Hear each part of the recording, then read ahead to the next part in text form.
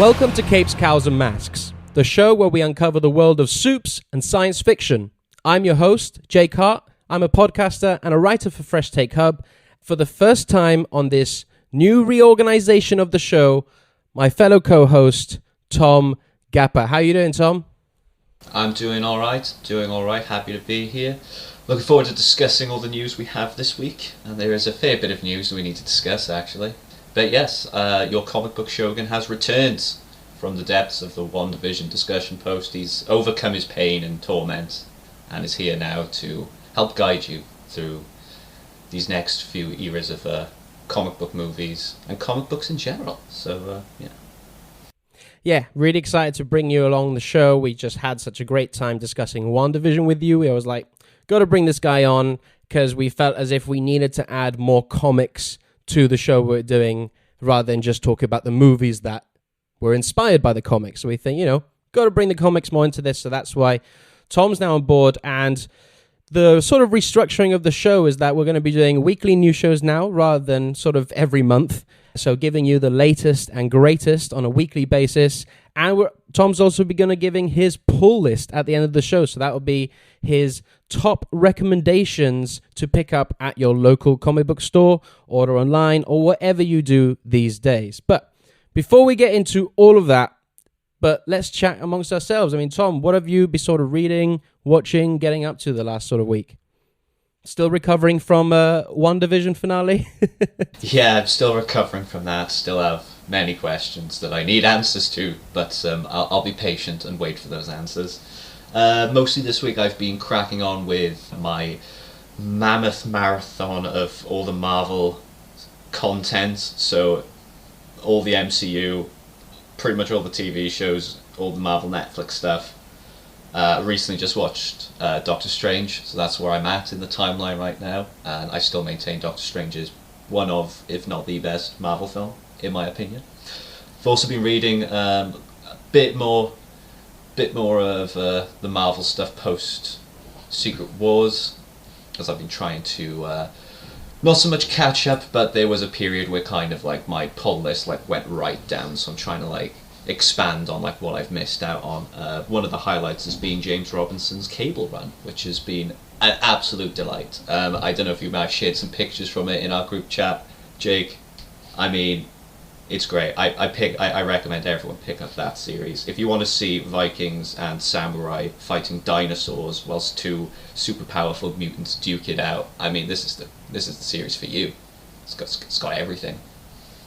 I mean, that description alone is just pure comics right there. I know. Samurais and Vikings and dinosaurs, and throw in a cyborg from the future in there as well, a time-traveling cyborg. I mean, comics, man. Yeah, man, I mean, this week, I've actually been quite lacking with reading stuff, which I'm, tapping myself on the wrist for. I should be reading a bit more, but I have been getting into Batman 1966, the Adam West show. I've started that from the beginning.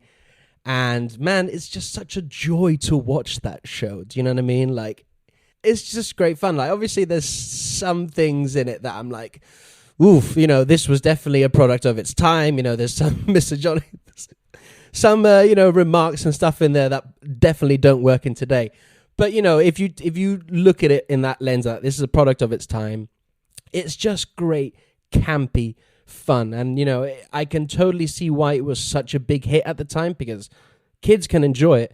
And the adults watching this are obviously going, this isn't real. The actors in it are not taking this seriously, so they can get enjoyment out of that as well. So, man, what a great show. And obviously, and rest in peace, Cesar Romero's West. Joker is, Cesar Romero's Joker is an absolute delight as well. And also you got Eartha Kitt as Catwoman. I mean, considering as well, you were saying it's a product of its time. The fact that they had Eartha Kitt in as Catwoman, I mean, pretty big at the time. Huge. It was. Like, it's funny because they do have things of like that as product of its time, but they also have a lot of female empowerment, sort of characters and stuff like that. Eartha Kitt is a great example. Speaking of the villains, I have to give a shout out to Frank Gorshin as the Riddler. He's just so hilarious. I love his laugh as well. Like, it's just hilarious. And I can totally see why when they did Batman Forever, Jim Carrey was like, well, looking at that and going, oh, well, I'm just going to do my own version of that. which at the time people were like, well, he's too kooky for the Riddler. He's more like a Joker. And I was like, well, did you see Frank Gorshin in 1966? Like, yeah, I thought Jim Carrey's Riddler was pretty good, and yeah, it's very reminiscent of that as well. And well, I mean, if you're enjoying Batman 66, you'll be pleased to know they've continued it in comic book form. I have seen that, yeah, and they're doing the same for the Keaton Batman film and the Christopher Reeve Superman film. Yeah. I'm sure they also did a comic continuation of like the Linda Carter Wonder Woman as well. I'm sure that was a thing. I think so. Yeah, I'm not entirely sure though. Yeah. But yeah, like I do think it's quite cool that they have kind of continued on those like legacies in the form of comics. I mean, especially with the Keaton Batman, we might actually get to see a Robin alongside him. I don't think there was one in the Keaton films, wasn't there? No, there wasn't. He didn't come in until Batman Forever. Yeah. We might get to see Billy D. Williams as Two-Face. Oh yeah, because he was. I swear, Billy. He was Harvey Dent, but wasn't he also in the animated one they did recently? He might have been, actually. I don't know. You've been watching a lot of the animated stuff recently. Yeah, they definitely did like a versus Two-Face one.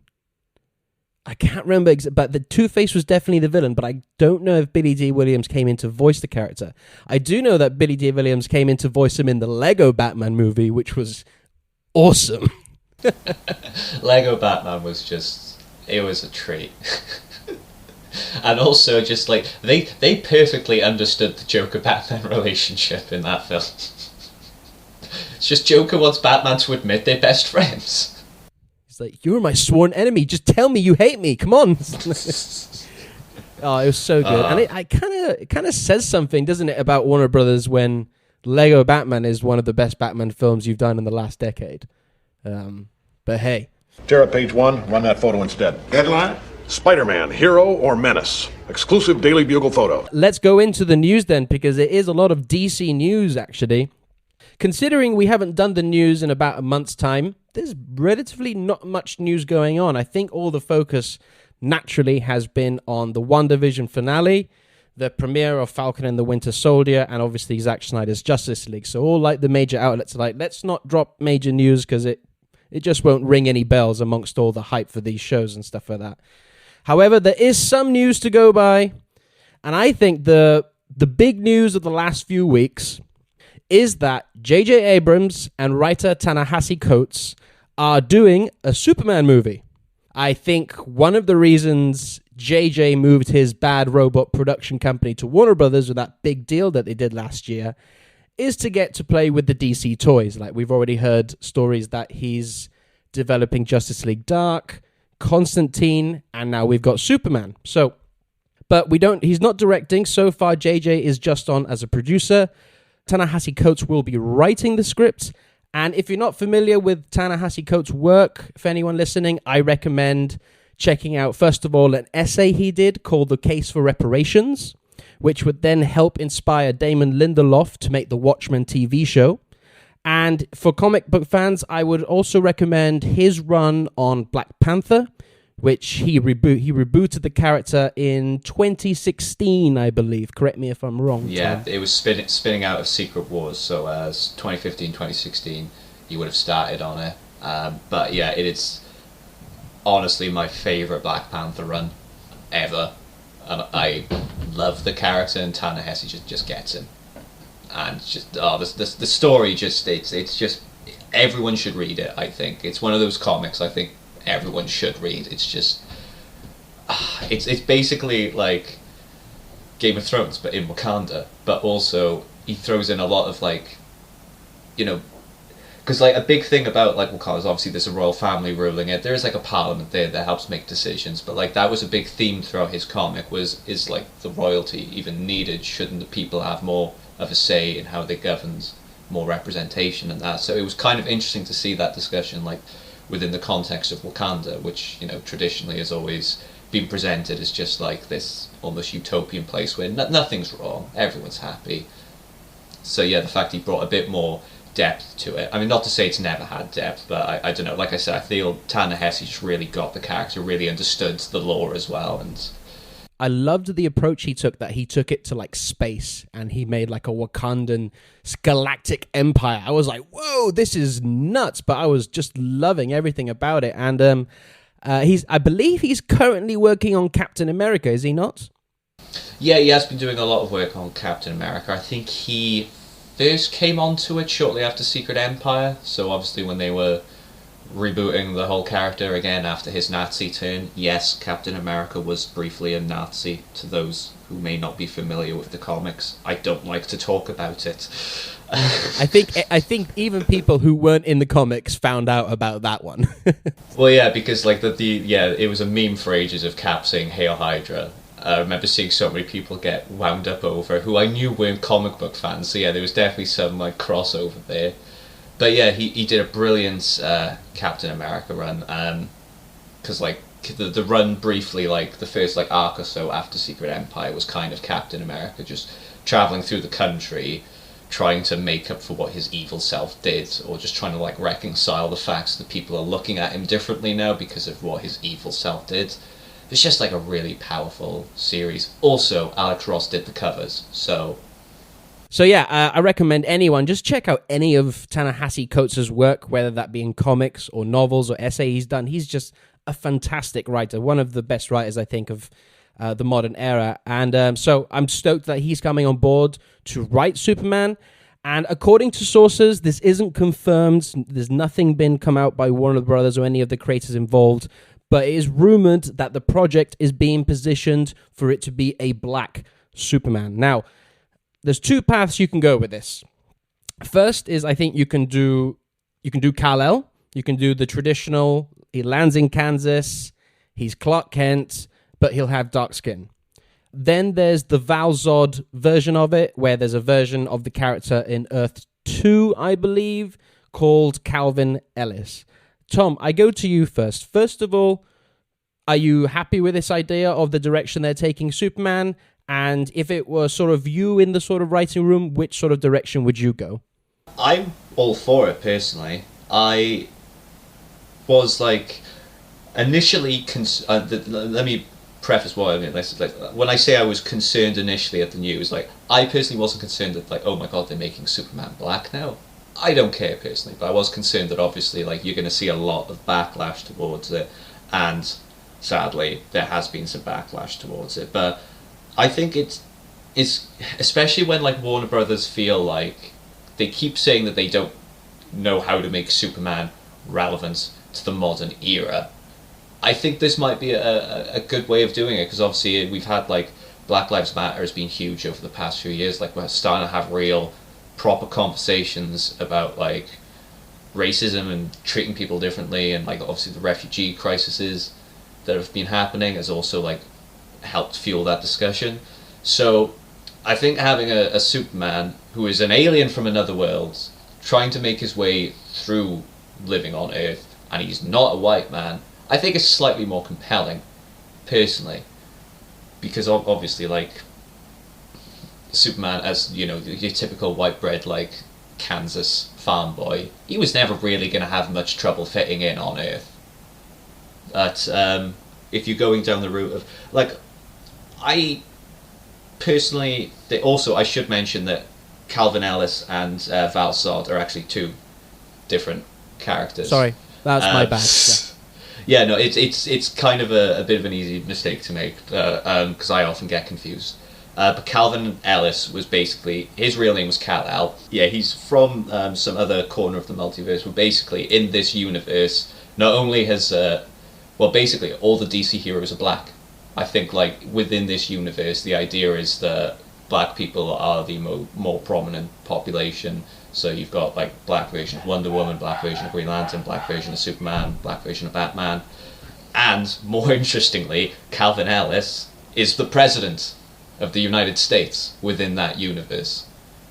So he's part-time president, part-time Superman, and apparently no one has picked up on it yet, but that's just that. So I'd be quite happy for them to go down that route. I think that could be quite interesting, but equally, I don't know, it might be a bit too soon to chuck that in, because if you are trying to go down the route of like making Superman more relevant, chucking him in the Oval Office doesn't seem the route to go down, as interesting as it might be. But yeah, Val-Zod is, as you said, he is from Earth 2, and he's basically, well, in his name you can tell he's from the Zod clan from Krypton. He is still related to like the L's, but in Earth 2 I think he was the one to crash down to Earth, and because I think this was a New 52 thing. I've forgotten a lot of the New 52, I'll be honest. It was very forgettable for the most part. That's forgettable, that's fine. But yeah, I'm sure Val-Zod wasn't the first Superman in his Earth, because I think Kal-El was still the first Superman on that Earth, but then Val-Zod came along later. So that could also be interesting if they set it up that way. So there is a Clark Kent Superman that looks like people expect the characters to look like, but you're telling the story of Val-Zod, and maybe it's kind of like the first season of Supergirl, where like you have brief mentions of Clark Kent Superman, and maybe like a very brief like view of his boots or something, but the story was all about Supergirl. So maybe in this one they could go down the route, because then, I mean, I personally don't think they should do that. I think they should just go down the route of either Clark Kent is black in this one, or Val-Zod is the only Superman in this one. Because they could try, like I said, they could try and make people happy by like making the film about Val-Zod, but be like, but Kal-El is still there, maybe giving hope for more Henry Cavill Superman. But no, I think if they do want to go down the route of Superman being more relevant, just make Clark Kent black. I think it would be a very interesting story, and there's a lot of actors that I would like to kind of see in that role. I personally feel like these characters, any superhero characters, can be interpreted in many, many different ways. Like, I know a lot of people might be saying, what does this mean for Henry Cavill? And, I'm in that camp as well. I love Henry Cavill as Superman, and I would like to see another Superman film with him in, because I think he deserves one. But from what I understand, seems like he's done. Just from what we understand of where the Snyder Cut's going and stuff like that, seems like his journey of Superman seems to be over. We already have two Superman going right now. We got Henry Cavill from Justice League, and we got Tyler Hoechlin from the CW with Superman and Lois. So I think there's plenty of room of interpretations of this character. Now, in regards to what I would do, I think there's virtues to both of these takes. One of them pisses off people less, though, I think. I think if you go like the Val-Zod route, it does, I think, doesn't piss off as many people. You can have him as his own standalone character, and there's definitely virtues for that. There's a lot of people saying we want new characters rather than adapting mantles that we've seen before. So yeah, that would be really interesting to see a new character, learn about his backstory, his family, all that sort of aspect of him.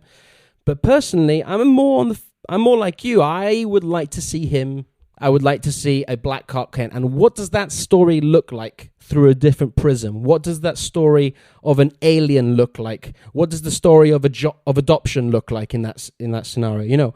If the original Superman mythos is ultimately a commentary on being Jewish in America, why couldn't it also be tweaked a little bit to being a commentary to being black in America? It's right there for the storytelling. And as you mentioned up top, for ages we've been hearing that Warner Brothers doesn't know how to get a handle on Superman and make him relevant. And I thought, he's one of the most relevant superheroes there is. He's an alien immigrant coming to Earth. I think it's right there, in a way. It's prime ready for a take on this character to be black. And I believe even Brian Michael Bendis, when he created Miles Morales, they were discussing Spider-Man, and they were thinking how they were going to reboot Spider-Man and stuff like that. And they basically came to the idea that were it a different time back in the 60s when Stan Lee created Spider-Man, they reckon Stan Lee probably would have created the Kid Black. And then they were, well, let's just do that. And then they made Miles Morales. So you could definitely do the same here with this. But like I said, I want to see Clark Kent. I think that would be a really interesting wrinkle to a story we've seen before. But if they do that as well, do they make everyone black? Do they make Black Lois Lane, Black Lex Luthor?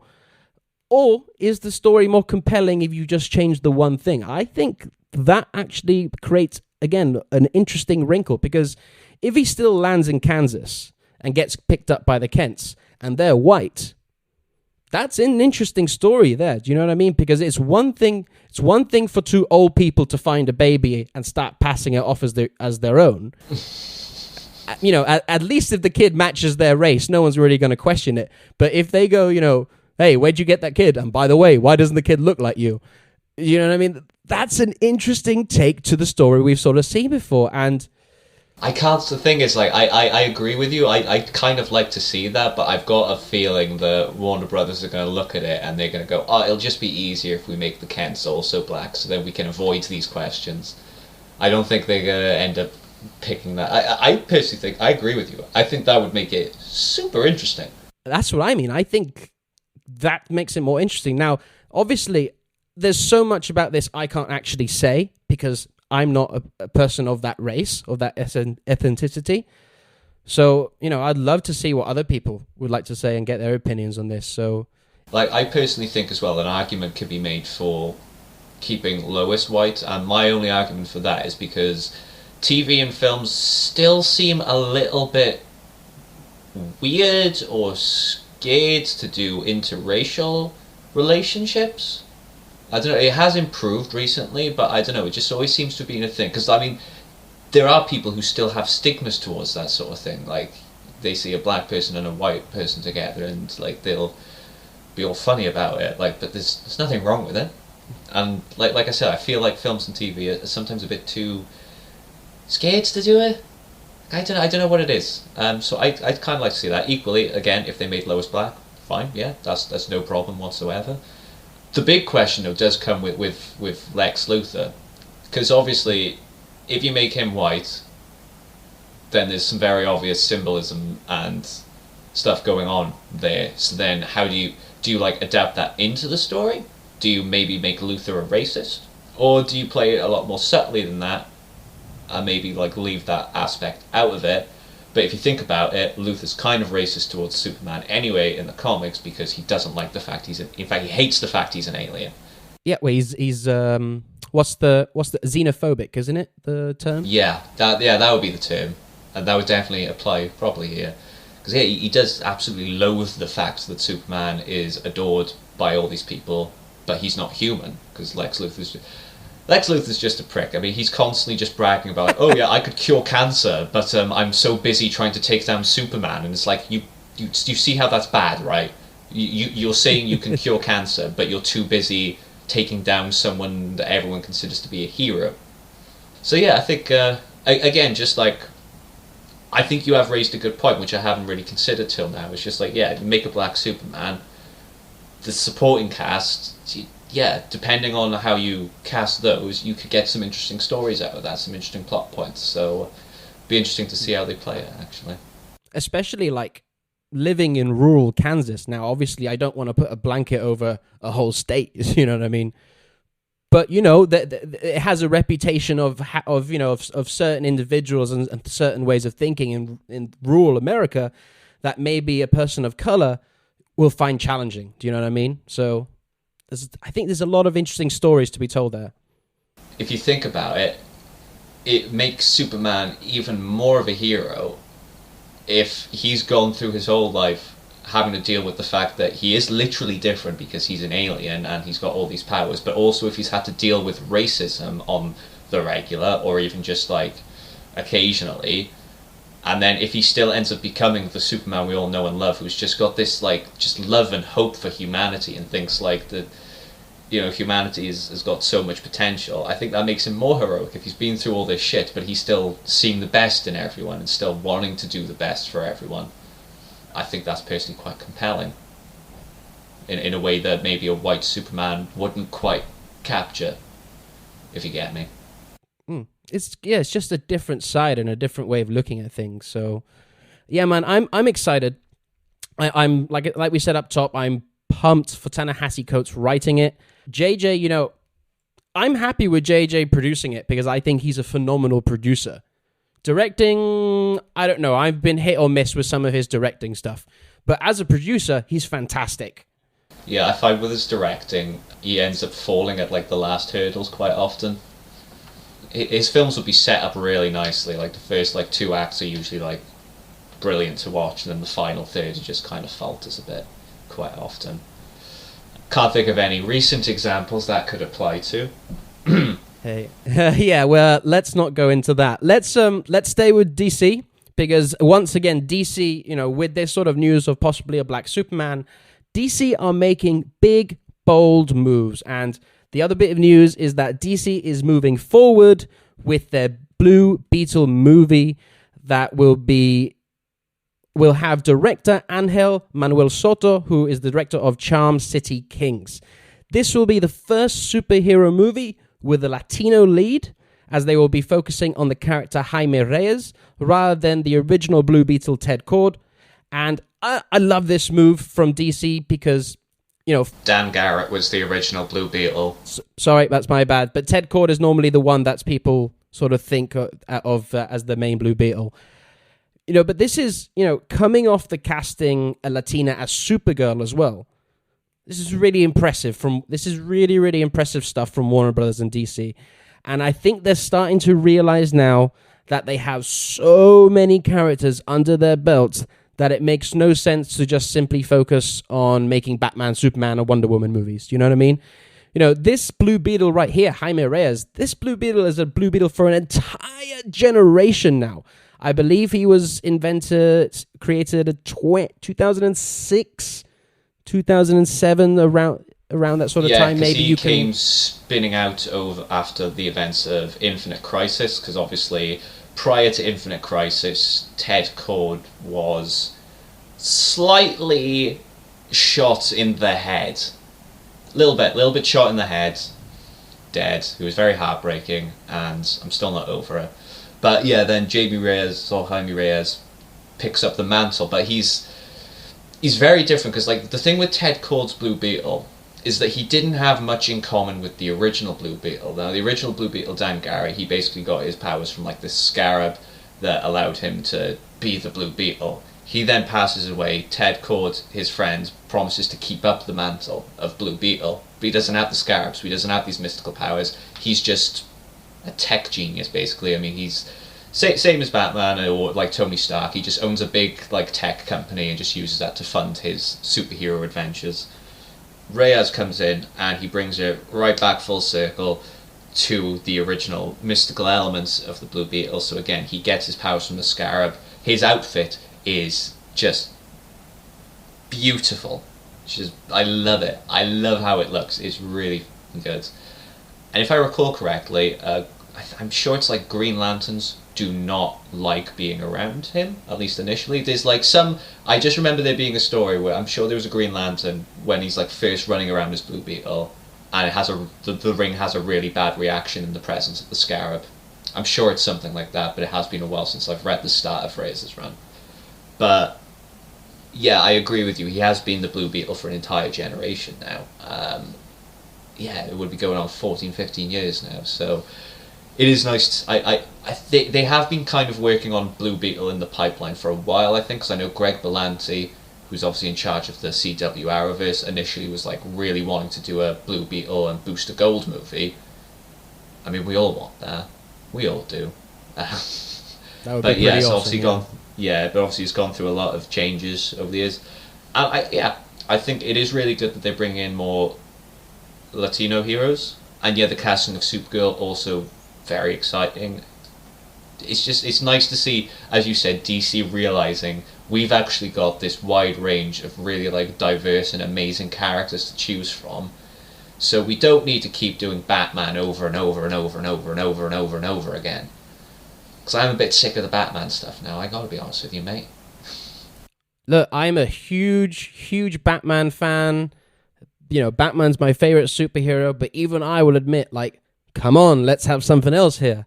And when they announced Blue Beetle and Jaime Reyes, I'm just yes, fucking, because this character has got so much potential.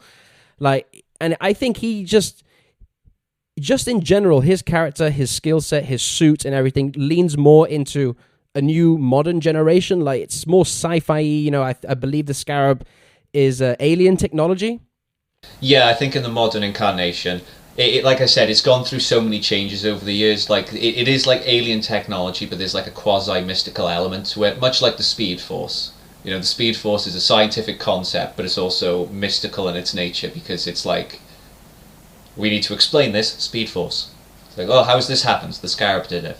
It's just...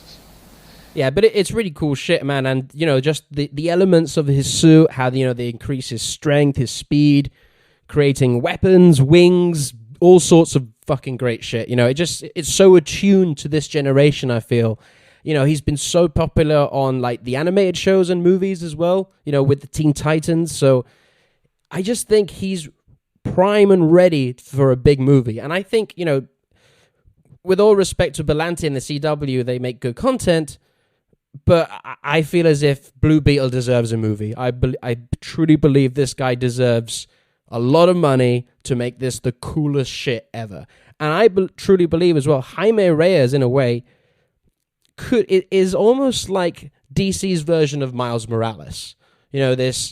While he's not black, he is Latino. Miles is half Latino. He's this quippy kid on the streets, just hanging out with his friends. But he's also very much like Peter Parker. He's a teenager that's just struggling with this power, this alien technology, and wanting to do good, and just wanting to be a kid and hang out with his friends. So you could create a really good coming of age story with a Latino as the lead. I mean, come on. That's what we need right now. All right, then. So that's it for some DC news. Let's head over to the land of Marvel. First up, a little quick bit of news. Originally slated to come out in May, Loki now lands a prime summer release date. It will now be releasing on the 11th of June, 2021. Tom, where are your thoughts with this? Why do you think they moved it? I think it's quite simple. I think it's down to Star Wars and them releasing The Bad Batch in time for May the 4th. Yeah, no, I completely agree with you there. Because even though I would possibly argue there's more hype for Loki than there is for The Bad Batch, it is still a Star Wars product and a Marvel product together, so it doesn't make sense to jam them all into one. It makes sense to separate them out. Because I kind of like the fact that Disney Plus have kind of been doing that. They've not been like dropping multiple new series at once. They're just going like, we've got a very clear release calendar, so basically you're just getting new content each week. And when one series ends, another begins. I think that's kind of cool. And as you said, like giving Loki a primetime summer release, it just makes sense as well. So yeah, I think that is definitely the decision making there. I think they're just hoping that they'll get more viewership in the summer, and also then it doesn't have to compete with Bad Batch or possibly overshadow Bad Batch. Because I think that's maybe the worry, is maybe one will end up overshadowing the other. Because like I said, even though Loki's probably got a bit more hype, Bad Batch still looks like pretty good, and I reckon it's going to surprise a lot of people. I think. I just feel sorry for D. Bradley Baker, who's got to do so much work for that show. Poor guy. I was looking forward to seeing Loki come May, because as I said, I'm very hyped for it personally. It looks like just the crazy show I've been looking for. I mean, it's Loki with time travel, and Owen Wilson is there. Where's he been? He's been somewhere, now he's here in a Marvel product. He's back. Wow. Wow. But yeah, so I was a little disappointed when they moved it back to June, because I was like, great, now I've got to wait an extra month to watch it now. But it will be worth the wait, I feel. Unlike WandaVision, because WandaVision, obviously, even going into the show before it started, there was like a whole myriad of theories that I had, a whole cacophony of things where I was like, oh, what's going to be happening here? Like, is this character going to come in? With Loki, I feel like going into it that, I mean, I'm sure I will come up with theories as the series goes on, but right now I'm happy to just enjoy the ride. Like, I'm looking at the trailers and stuff. I'm not trying to figure shit out. I'm not trying to figure out, like, who the end boss is or what Loki needs to do, or is he going to survive by the end of it. I'm just happy to go, it's Loki time traveling and Owen Wilson is there. I don't need anything else in my life. This is it. So yeah, I'm so looking forward to that series. I'm also looking forward to the Bad Batch as well, so that'll be fun when that comes out. So I'm glad that they're not going to be competing, because otherwise, like, I think I'd have too much content in May otherwise. I think then come June I'd just be like tired and just like, no, I don't want any more, don't give me any more series. Oh, there's another 6 Star Wars series. No. You and me both, brother. Yeah, I think it's strategic, this move. I think it's, but I was just thought about it as you were talking. I think it's both for the Bad Batch, because while you're right, there's not going to be as many people into the Bad Batch as they are going to be going into Loki. It doesn't matter. If you log into your Disney Plus on Friday morning and you see right there in the banner, the Bad Batch, rather than Loki, you're going to go, oh, there's nothing else to watch apart from the Bad Batch this morning. You know what I mean? So let's watch that and get hooked into that show. And at the time of May, it's still slated to release on 7th of May, I believe, and that is Black Widow. Okay, so they also want attention on the Black Widow film. If it was to come out in May, it's still, I don't know, over in America anyway, it seems like they are starting to open back up. You know, the main two places obviously Hollywood focuses on is New York and California, and they are now starting to open back up with their cinemas. So I think it looks like that date is going to be cemented. That's happening. Whether or not we see it over here in the UK at that time remains to be seen. So yeah, I think there's some elements of that. And in regards to the show, yeah, man, I'm super excited for the show. When this show was first announced, I did have a theory. I was like, it wasn't sort of much of a theory. It was sort of like my own pitch if I was to do a Loki show. And I was like, I think it would be really cool because he's got the time stone. The space stone. Space stone, yep. That he could travel, and he's part of, and they did sort of mention he's going to be traveling through time. And I was like, oh, cool. This would be really cool if you had like an anthology series of Loki basically traveling through our history and manipulating our history to what we see it as it is today. Do you know what I mean? Like whispering in the ears of tyrants and, causing mischief. And I also thought, wouldn't it be really cool if, I can't remember who did it, but it was the film that was a story about Bob Dylan, where many different characters of different races and genders got to play the character of Bob Dylan. Remember, Kate Blanchett got to play the character. And I was thinking, that's a really cool concept for Loki, because he is a mischievous guy. He would be a shapeshifter in a way. So to see him maybe being different people of race, different gender and stuff like that would be cool. But it doesn't look like we're getting that. But all in all, looking at the trailer that we got the Investor Day, it looks wacky. Time travel, Loki. The imagery looks great. Owen Wilson's in this. I was like, fuck yeah, man. Let's go for this. And I'm also kind of looking like you. I'm looking at this, enjoying this as a sort of standalone thing. It may have implications for the future MCU, but I don't have the same thought process going into this as I did with WandaVision, because Marvel was very heavy on the promotion, saying this is the first thing of Phase 4. This is going to set up where we're going. While with Loki, they've sort of been like, yeah, this is a cool adventure with Loki traveling through time. So I'm sort of looking at it with less world-building expectations, if you know what I mean. Yeah, no, I'm completely with you there. Yeah, I'm not sure. I think it was just Marvel with kind of like, well, we kind of want to keep Tom Hiddleston around, but we kind of killed Loki. We even had Thanos look to the camera and just be like, "No resurrections this time," and then the Avengers go and fuck time. So, yeah, it's going to be interesting because like I genuinely thought Tom Hiddleston's Loki was maybe like not so much like done forever, because in comics no one is done forever. And as you say, like Loki is a shapeshifter, so they could even have brought back Loki as someone else, or even bring in female Loki. That was a thing. It is. I think it is just a case of initially Marvel were maybe going, all right, we've had Tom Hiddleston as Loki in since like the start almost, so maybe it's time we bring that chapter to a close. And then as soon as they did it, they were like, but wouldn't it be funny if he travelled through time and did some mischievous shit? And they were like, damn it, we need to bring him back now somehow. I think I agree with you. It's not going to have like massive world building within it, and I don't think it's going to I think it is going to be mostly its own standalone thing, but I wouldn't be shocked if there wasn't at least like, if it was just like a line, maybe something at the end, something that teases Kang, because obviously they're dealing with time travel and shit. We know Kang is coming in Quantumania. I'm not saying I want Kang to first appear in Loki, or like Loki sets up Kang appearing, but if there was maybe just like this time agency, surely they'd know about him, so surely there would be just a quick line. A reference or a name drop, yeah. So then you're just like, ooh, hang on. And then it'll set non-comic book fans up for Kang's eventual arrival, because then when Kang arrives, even though they haven't read the comics, they could be like, oh, well, the Time Agency were like a bit scared of him, so he's clearly a big deal character. Whereas if they just bring him in, then obviously they're going to have to try and flesh him out a bit more within the film for the audience. But yeah, like I said though, I wouldn't be surprised if there was like some reference to Kang, but I also wouldn't be shocked if they decided to just not mention him there. Whether we'll see more of this like Time Agency within the future of the MCU, don't know. Be interesting to see how it plays out. I think it might be one of those series where like depending on how popular it is or how much people love the concepts, I think Marvel are maybe waiting to see the reaction before they'll commit to saying like, oh yeah, we'll see more of this Time Agency, or Loki will continue coming back in some form or another.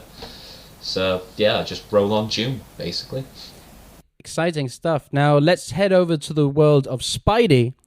In a very cute and funny way, the cast of Spider-Man, now titled No Way Home, were dropping fake titles throughout social media, keeping everyone guessing before they finally released the title on the whiteboard that everyone on the internet analyzed, overanalyzed, saw hexes, saw references everywhere.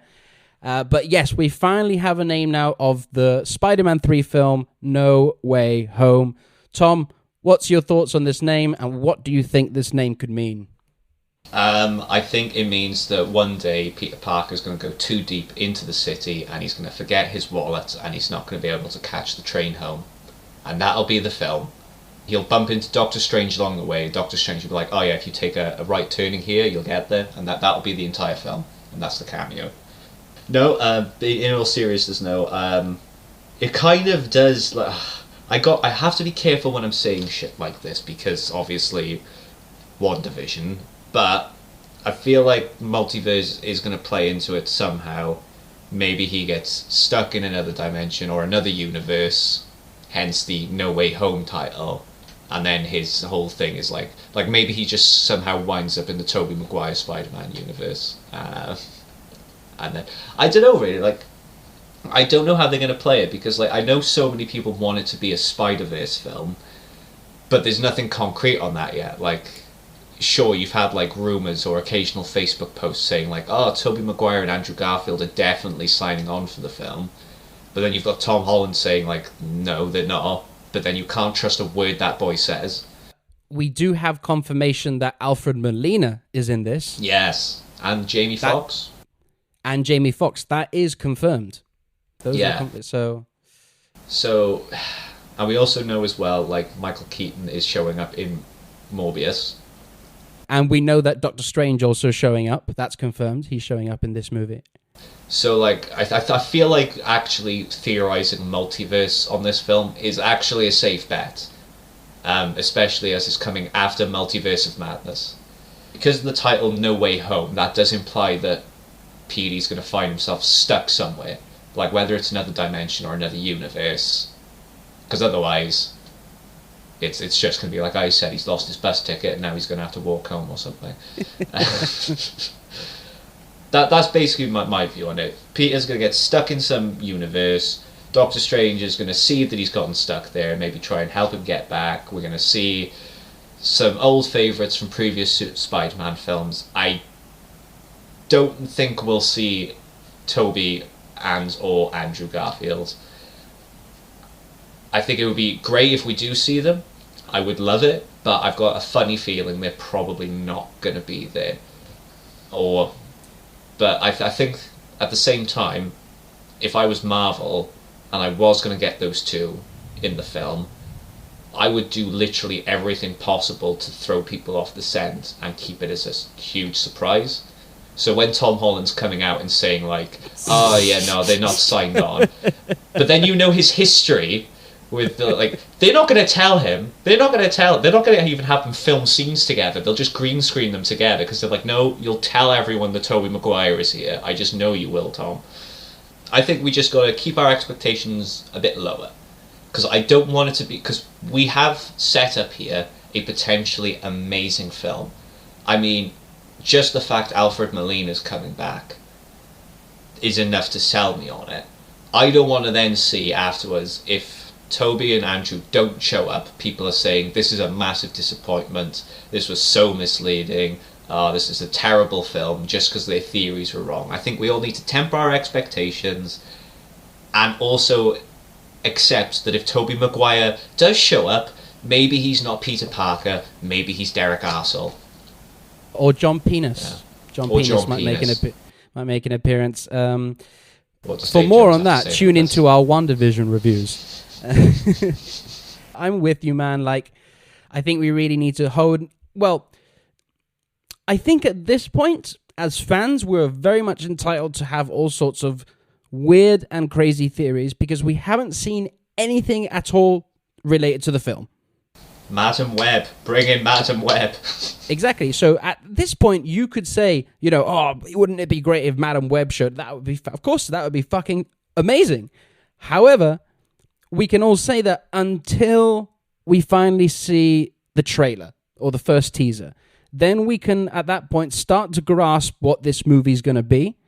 Then I think we can get a better idea of if these characters are actually going to show up or how much, or if they do, how much of a role are they going to play. Now, if Tobey Maguire and Andrew Garfield are in this, which I'm feeling more like you, I don't think they're going to be in this, but if they were to be in this, I think it would be a very small, quick cameo shot. I don't think it's going to be any significant role. If anything, it would be closer to the Brad Pitt cameo in Deadpool 2. So, Andrew, do you want a cup of coffee and appear in a film for an eighth of a second?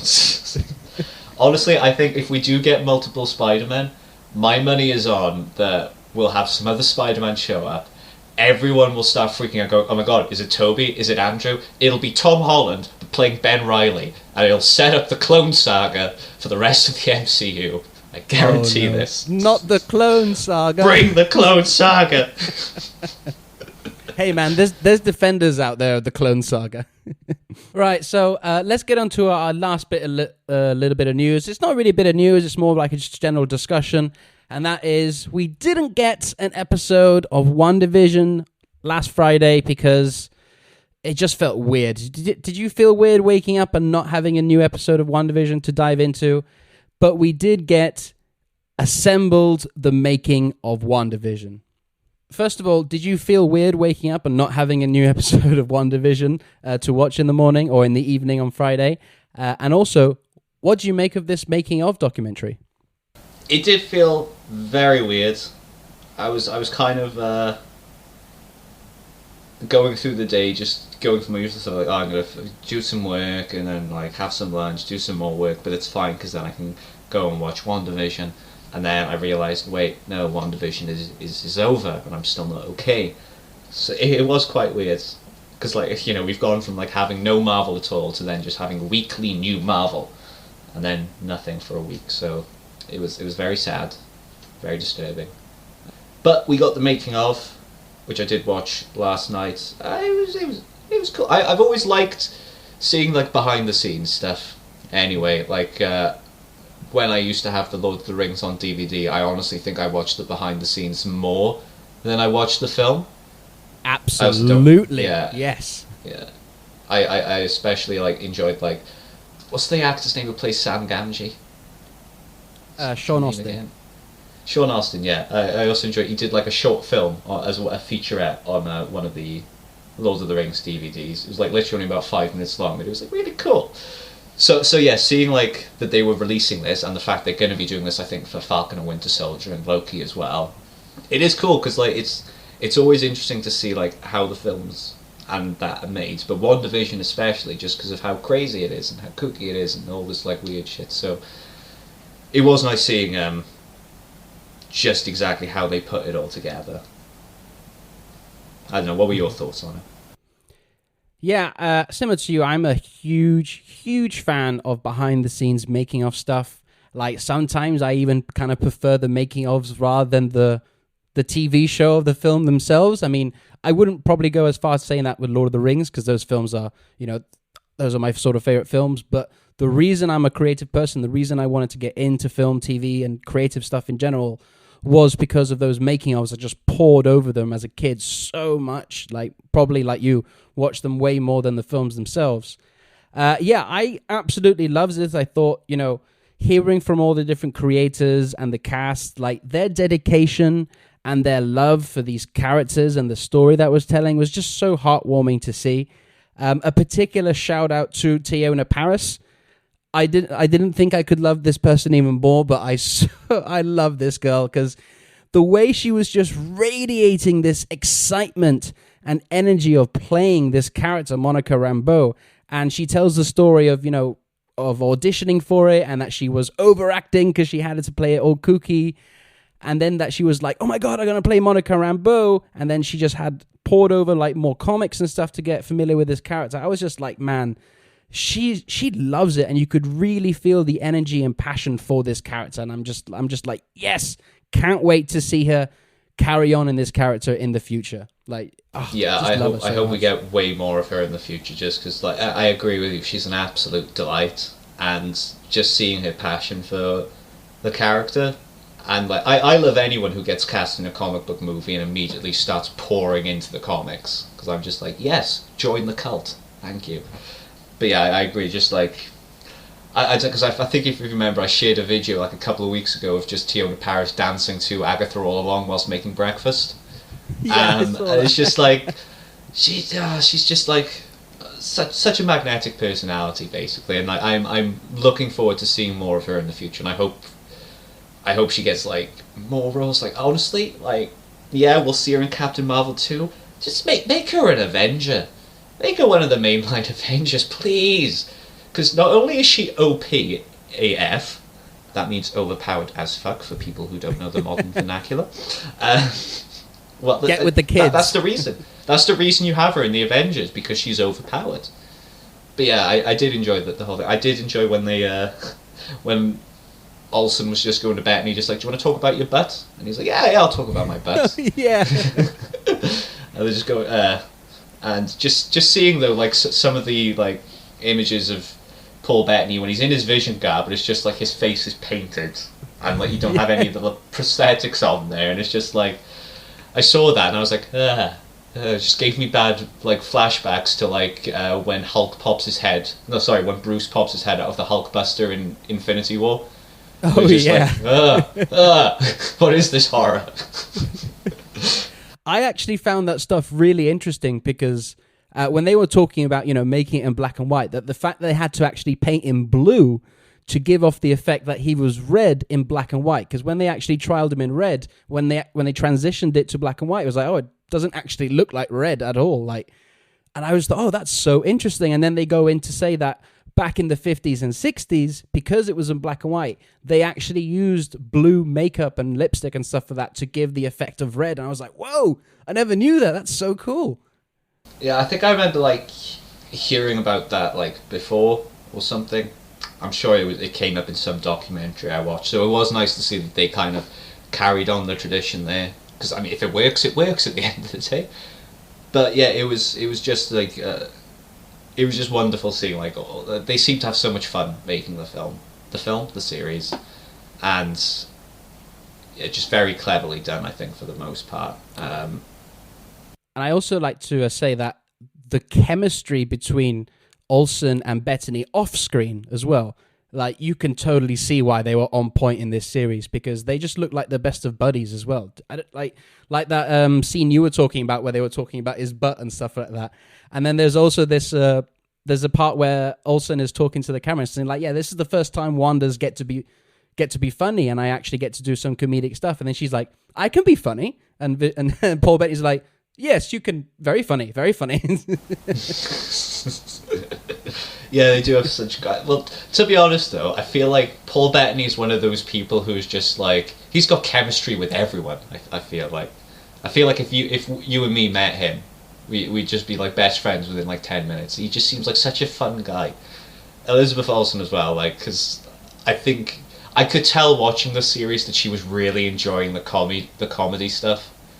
Like, just do it, like, especially in the was it the 80s one where they get Sparky, and like she comes in and sees like the boys washing something, and like she's just doing that pose where she's just like, yeah, she just seemed to have a lot of fun with it. And well, they all did, to be honest. It was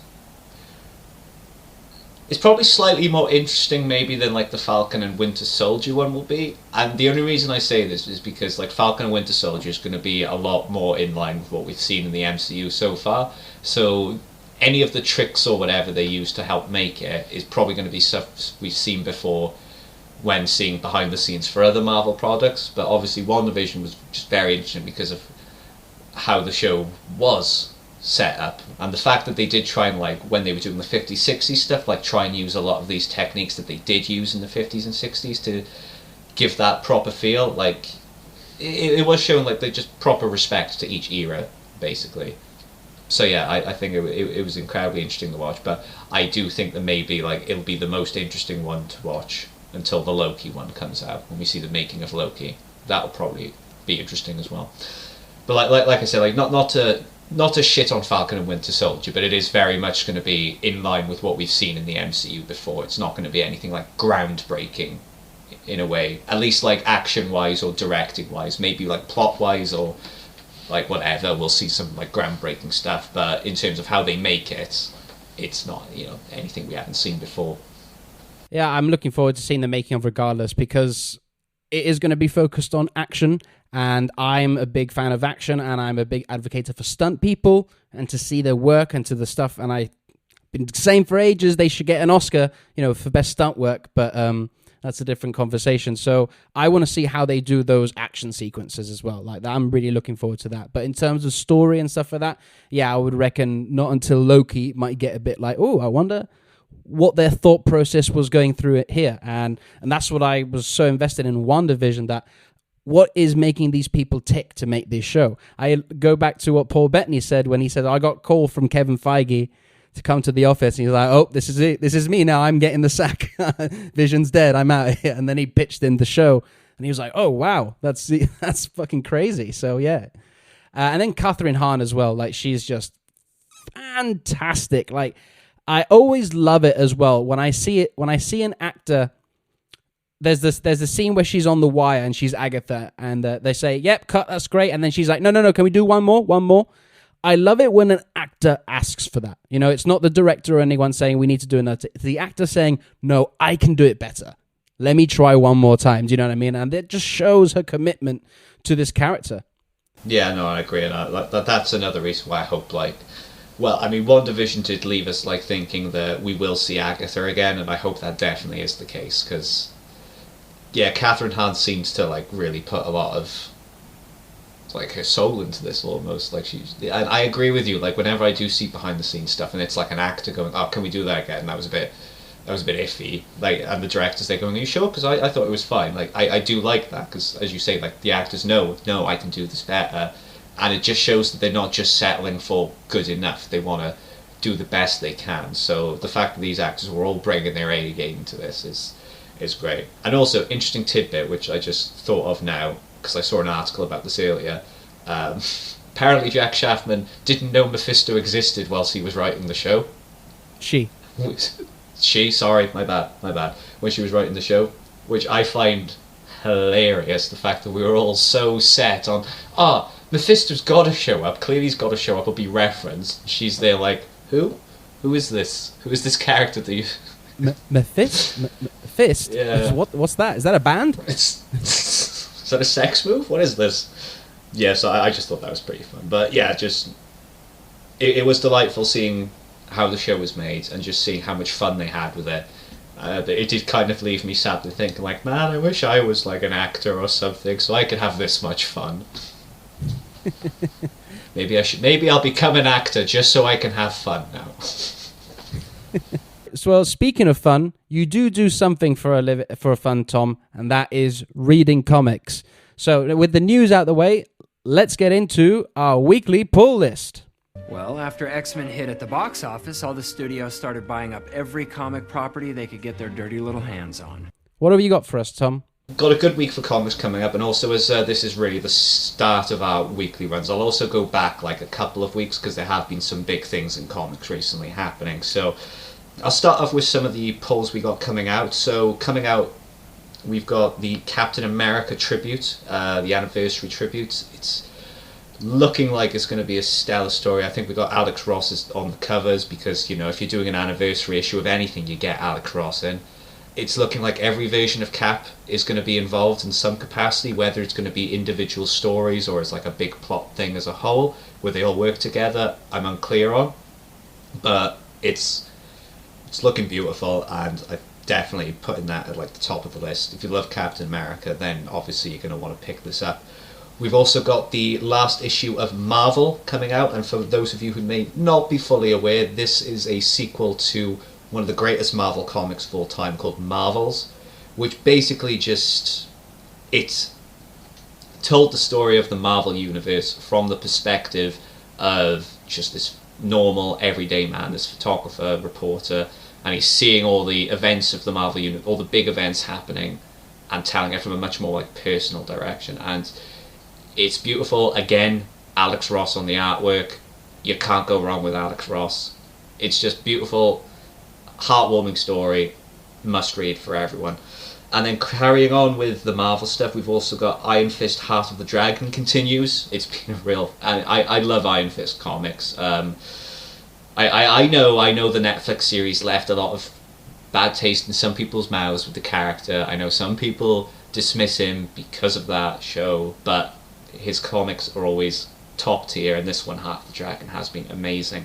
And just lastly, for Marvel, King in Black continues. This series has been ongoing for a little while. It's basically, if you know Venom, you know he's created by, well, he's basically a symbiote. The god of the symbiotes is trying to take over the universe, and so we're seeing a continuation in that across numerous series.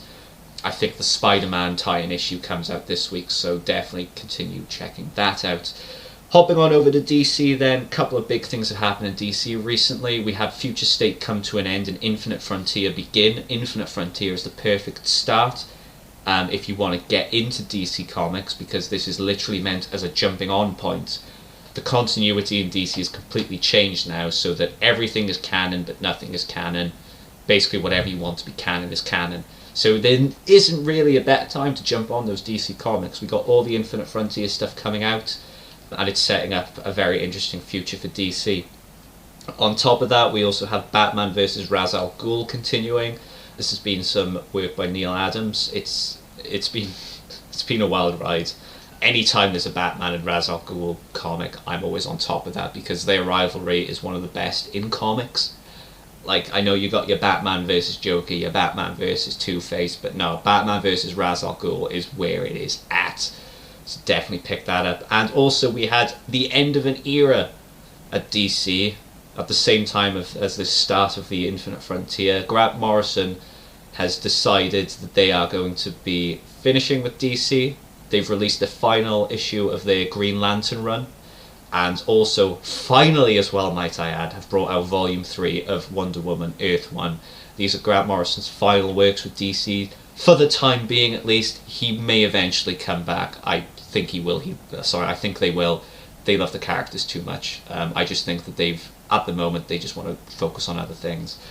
So we got Green Lantern, we got Wonder Woman Earth 1, and also we've got the start of their new project over at Boom Studios, Proctor Valley Road. It's the beginning of a new partnership between Boom Studios and ABC. ABC are looking to commission comics written specifically to later be adapted into TV shows, and Proctor Valley Road by Grant Morrison is the first of this new project, so it's going to be interesting to see. It's obviously going to be written in mind that it's going to be a TV show probably at some point, so it's going to have a different feel to most comics, but it's Grant Morrison, it's horror, it's going to be good, so definitely need to check that out. And I think that brings me to the end of my poll list.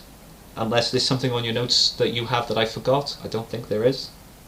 No, that is pretty much the end of it. I mean, all great picks there. I haven't been reading weeklies for a while. I just felt it's all been quite consuming and overwhelming. So, but with your sort of analysis on Infinite Frontier, I might jump back in on a couple of titles.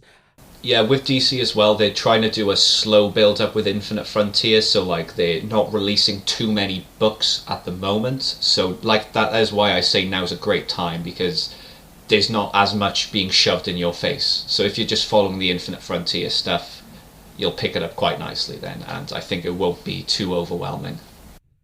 I'll definitely have a look at that. And I've also really been enjoying Batman versus Ra's al Ghul. I just love when Neil Adams does Batman, especially this take, because it just is so like homaging his take on Batman during the 70s. And like you, I love Ra's al Ghul as one of Batman's, I wouldn't go as far as to say a villain, I would say an antagonist, because there's so much grey to Ra's al Ghul that I think that's what makes him such a fascinating character. So but the others, I haven't been reading Marvel for a while, but might check out the Captain America Anniversary Tribute just because I love Cap so much. But yeah, all really good picks. I mean, if people want to check them out, definitely go to your local comic book store if they're open and it's safe to do so. You know, your comic book stores need you now more than ever. And in fact, most comic book stores, even if they're not open, they might have an online service. They might have gift cards where you can donate money and get a gift card and then use it when they're open again. So there's plenty of ways of you being able to get your comics and also help out these local comic book stores. And also just to say that I will be posting my poll list on Twitter as well, so that if you come to the end of this podcast and you're like, oh, I can't be asked to rewind because I forgot one of the comics he mentioned, you can just go to my Twitter and it'll be there. I'm sure I'm going to end up gushing about the Captain America tributes in great detail over Twitter because I'm very excited for that. Yeah, that sounds like a big one. So that brings us to the end of the show. So everyone, thank you so much for listening to this episode, this sort of new format and restructuring of Capes, Cows and Masks. It's great to have Tom on board in the team. We appreciate everyone coming on board every week, listening to us speculate, discuss, and geek out. But if you want to continue the conversation with us and be able to see Tom's pull list, where would you be able to do that, Tom? Well, you go to my Twitter at GapperBoy, so that's GAPPERBOI. And yeah, I'll be posting my comic pull lists there. I'll also be checking in the occasional recommendation for some older series. I made the recommendation for a Scarlet Witch series whilst WandaVision was going on.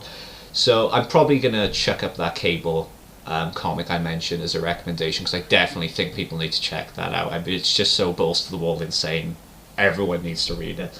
And it's quite self-contained as well, so you don't necessarily need like a huge understanding of what's going on in Marvel Comics at the time this was out, because it's very much its own thing, and it's just good fun. So I'll definitely post that to my Twitter later.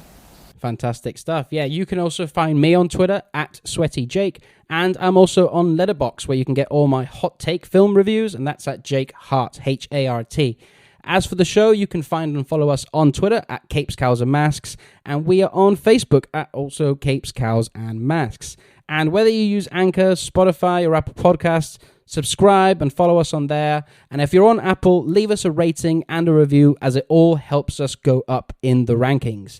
But the best thing you can do is recommend and show us to all your geeky friends, and let's expand the family of Capes, Cows and Masks. But for now, thank you everyone for listening. We'll see you all next week. Stay safe, everyone. Goodbye now.